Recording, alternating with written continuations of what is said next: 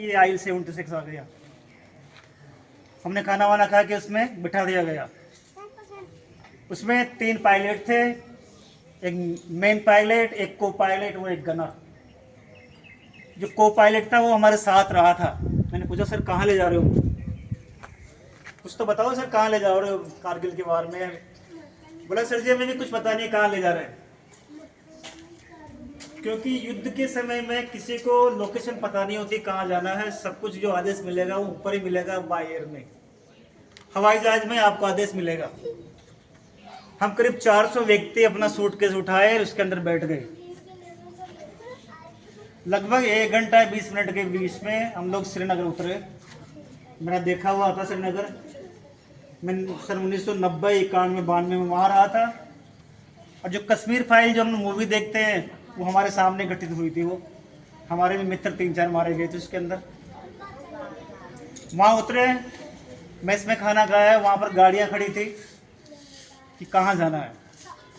हम MiG-21 में थे और हमारा जो लोकेशन दिया गया अवंतीपुर, द्रास के पास में है। हमारे MiG-21 18 जहाज वहाँ तैयार थे, मिराज 2000 16 जहाज वहाँ तैयार थे। हमको वहाँ भेज दिया गया। ऑपरेशन शुरू हो चुका था, ट्रेन चेक खुद चुकी थी। एक दिन की बात है कि रात में ऐसे ही ट्रेन से एल आकार की लाइन गड्ढे खोदते हैं। जब इमरजेंसी होती है, सायरन बजता है, तो हम लोग उसके अंदर अपना शेल्टर लेते हैं। रात्रि में सायरन बजाया तो शायद हम लोग इंतजार कर रहे थे, शायद MiG-20 F-16 आने वाला पाकिस्तान का और हमला करने वाले। हुआ तो ऐसा ही, हमारे 4 MiG-21 थे जो बॉर्डर पे उड़ रहे थे, मिसाइल, बॉम्ब, रॉकेट सब लेके।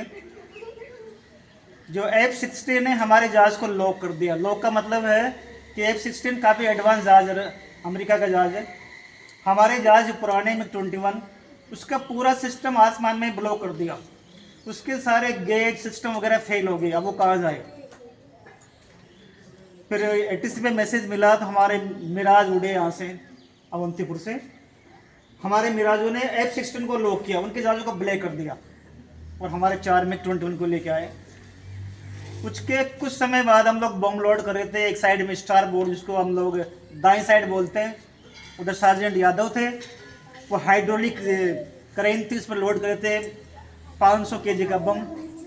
लेफ्ट साइड में जिसको हम लोग पोर्ट बोलते हैं, मेरे साथ में भी क्रेन थी, छोटी वाली हाइड्रोलिक क्रेन, 500 kg का बम था। हम लोड कर रहे थे, अचानक ब्रस्ट आया गोलियों का। सार्जेंट यादव का जो बम था वो छूट गया ऊपर से, लॉक नहीं हुआ था, उसके हाथ पे गिरा। उसका पूरा हाथ चकनाचूर हो गया। उस स्प्लिंटर के मेरे भी कुछ लगे, पर मेरा इतना नहीं था, मुझे पता भी नहीं चला कि मेरे भी कुछ लगे हैं। मैं तो यादव जी को उठा के एम्बुलेंस से श्रीनगर बेस कैंप पे ले गए। मुझे लगा बाद में जब हम लोग वहाँ गए तो किसी ने कहा सर आपकी उंगली तो है ही नहीं, एक तो कट के गिर गई वहाँ पर, ये और ये ऐसे लटकी हुई थी। ऐसे एक टुकड़ा यहाँ लगा तो यहाँ घुस गया था, और एक यहाँ लगा और यहाँ काफ़ी गहरा था खड्डा। ये मुझे बाद में पता चला कि मुझे भी लगा हुआ। दोस्तों वहाँ पर कुछ पता नहीं है, वहाँ पर केवल एक ही चीज़ रहती है कि मैं और मेरा देश भारत। न भाई, न बहन, न माँ बाप, कुछ याद नहीं आता। मैं और मेरा देश भारत।